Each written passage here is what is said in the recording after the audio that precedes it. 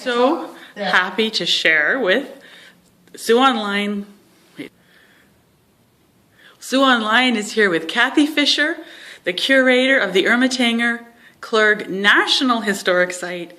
And Kathy has some exciting news to share with us about the Thursday, Friday, Saturday events coming up.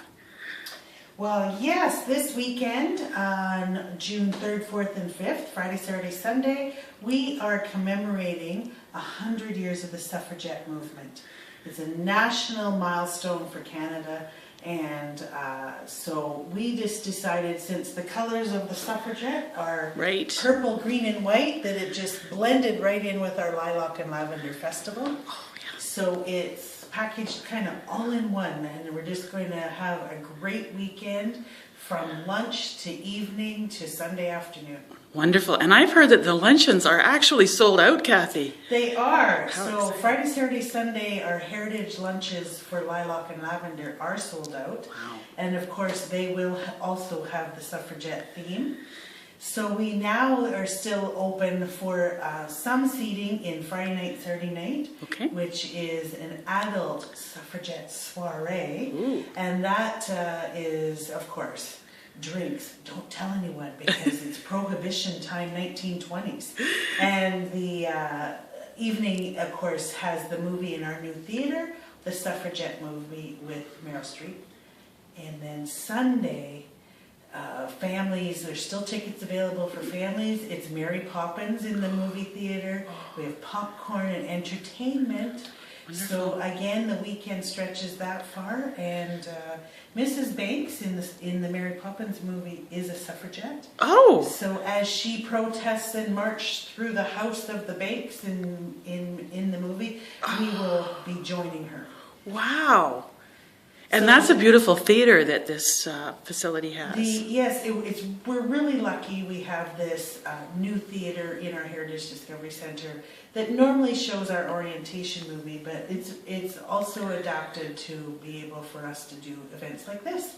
Right. So it's making things change the way we do business, and allow people to come and commemorate and party and celebrate with us. Right, and you held your spooky rendezvous. It started in the theater. It was wonderful, a wonderful opportunity. That'll be back this fall. Right on, that was wonderful. Yeah, that's going to, our fall rendezvous happens every year, and the Ghost Walk this year may just have a Canada 150 theme, so people will have to come and see all the people that lived in the house and used the house as Canada developed. Oh, wonderful, Kathy. You're doing such a great job here. Thank you for all the work you're doing in the Ermatinger-Clergue National Historic Site to keep the memory of this community alive and the history of how we all came to be here. It's interesting that the house itself stands over the years of time in Sault Ste. Marie, and as our city developed, the many uses of the house. Like at the time of the suffragette movement, the house was being utilized, and of course Mr. Clergue and his sisters were in town as well. Okay. So it's that turn of the century industrialization.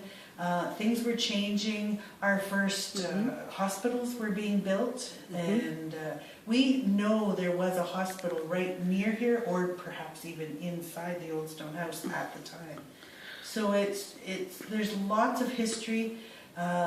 Small businesses were opening on Queen Street, and many opened by women, because now they had the rights to do a lot of things other than domestic housework.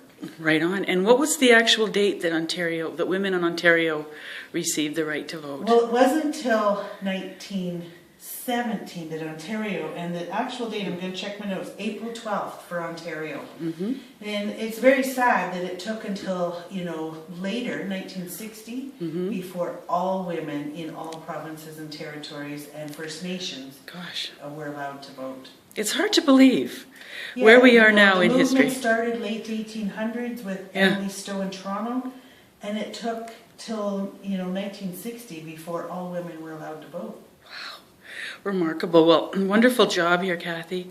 We look forward to following the events coming up, and Sue Online will be following this along and reporting back. Thank you, Kathy. Thank you.